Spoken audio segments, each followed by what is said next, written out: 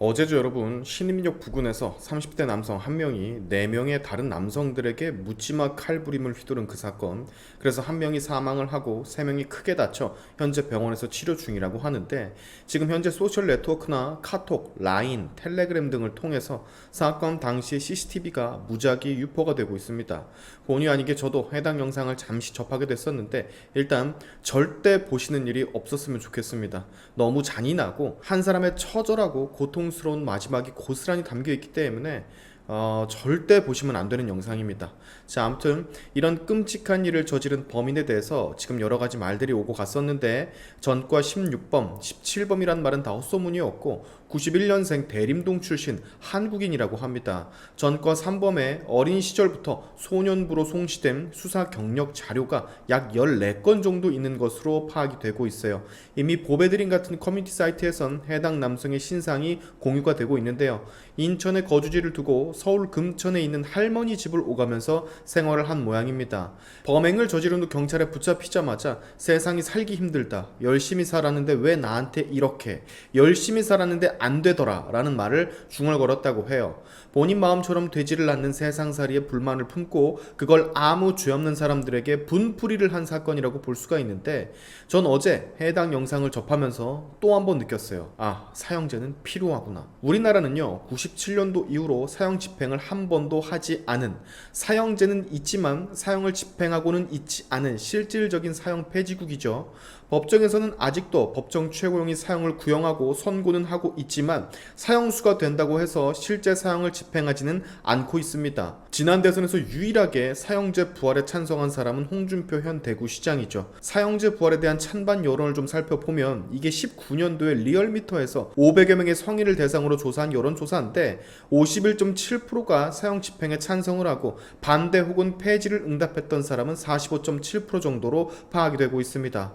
이 여론조사보다 사형 집행 찬성이 훨씬 많은 여론조사도 존재하기는 해요. 일단 앞서 말씀드린 바와 같이 저는 개인적으로 사형제 부활을 찬성합니다.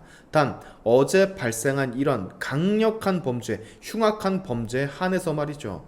사형제 부활을 반대하는 사람들의 의견들을 들어보면, 첫째, 인간 생명에 대한 존중은 피해자나 가해자 모두가 똑같이 적용되어야 하며, 둘째, 사형은 법이란 감투를 쓰고 집행하는 또 다른 살인일 뿐이다. 셋째, 사법부의 판결이 잘못될 수도 있다. 판사가 판결을 잘못 내려 누군가가 희생이 된다면 그것은 누가 책임질 것인가. 넷째, 살인을 한 범죄자 한 사람의 책임이 아니다. 빈부격차 같은 사회 구조적 문제를 무시할 수는 없다. 자, 크게 보면 반대론자들의 의견은 이렇습니다.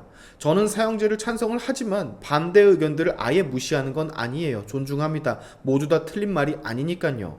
인간의 생명은 전부 존중되어야 마땅한 게 맞고, 어찌됐건 사람의 생명을 강제적으로 타인이, 법이 꺼트리는 것이기 때문에 살인이라고 명을 해도 할 말이 없는 것도 사실이고, 사법부의 판결이 완전 무결하진 당연히 않죠. 그건 역시 맞는 말입니다. 그러나 이 모든 걸 받아들이고 감수를 하고서라도 어제와 같은 일을 저지른 범인이 저는 세상에 또 나와선 안 된다라고 생각을 합니다.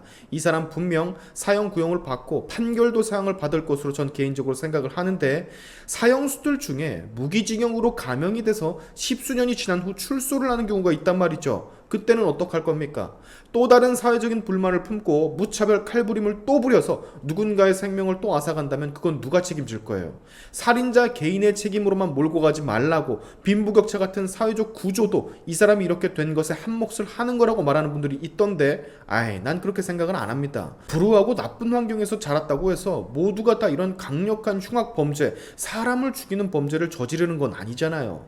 또한 이런 흉악 범죄를 저지른 사람도 인권이라는 게 있기 때문에 그걸 존중해줘야 한다는 사람들에게도 묻고 싶은 게, 그 처절하게 살아남으려고 발버둥친 사람의 인권은 그럼 어떻게 생각하십니까? 그 사람은 앞에 나와서 서 있던 죄밖에 없었는데 남의 인권을 이렇게 짓밟고 생명까지 앗아간 사람의 인권을 챙긴다? 이거는 아니죠. 피해자의 가족들, 남아있는 사람들의 인권은 어떡할 겁니까? 이런 범죄자가 남을 죽여놓고 살해를 하고도 내 인권, 내 생명은 소중합니다 라고 말을 한다면 그건 정말 양심이 없는 사람이죠. 이렇게 주장하는 사람들의 특, 잔뜩 내 자식이 죽어봐요, 내 부모님이 저렇게 당해봐요, 그렇게 얘기 절대 못할걸요? 자, 어제와 같은 일, 진짜 너무너무 잔인한 흉악 범죄에 한해서 사형제는 부활해야 됩니다. 남에게 선을 넘는 피해를 끼치고 생명까지 고의로 잔인하게 앗아갔다면 그 대가를 지불하게 만드는 것이 지금 우리나라 대한민국의 사회적 정의라고 생각을 해요. 수십 명을 죽이고 지금 감옥에서 떵떵거리면서 생활을 하고 있는 사람 있다지 않습니까? 유영철. 그 모습 보면 여러분 좋아요? 다행이다. 범인의 인권이 존중이 돼서 감옥 안에서도 황제처럼 남을 그렇게 죽이고 안매장을 해놓고 토막을 해놓고도 싱글벙글 잘 살고 있네. 이런 생각하면 인권이 지켜지고 있다라고 생각이 드세요? 아니, 진즉에 집행했었어야지. 또 하나 확실한 거, 사형을 계속해서 집행하지 않게 된다면, 그리고 사람을 잔인하게 고의로 죽였던 사람들을 형이 끝났다는 이유로 사회에 다시 풀어놓는다면 제2의 제3의 피해자는 분명히 다시 생깁니다. 이런 경우는 여러분 뉴스에서 많이 봐서 알잖아요. 성폭행했던 성범죄자가 나와서 또 같은 범죄를 저지르고, 살인을 했던 사람이 또 나와서 또 다른 사람들을 죽이고, 무한 반복입니다. 무한 반복. 정말 사형제 부활에 찬성하는 우리가 100번 양보해서 진짜로 가석방 없는 종신형이라도 만들던가, 고의적으로 사람을 죽인 흉악범들에 한해서는 가석방이 없는 종신형이라도 줘야 밖에 있는 사람들의 인권이 다 지켜지죠. 제 말이 틀렸습니까? 저런 불순문자들 또 밖으로 무책임하게 왜 내보내냐고, 이엠병월 거.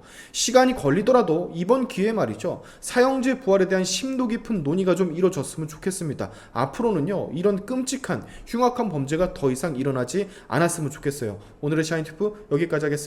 여러분의 영상 공유는 세상을 밝히는 힘이 되니까 꼭 공유 부탁드리면서, 지금까지 제 영상이 좋으셨다면 구독과 좋아요 그리고 알림 설정까지 꼭 한 번씩 눌러주시면 감사하겠습니다. 다음에 봅시다.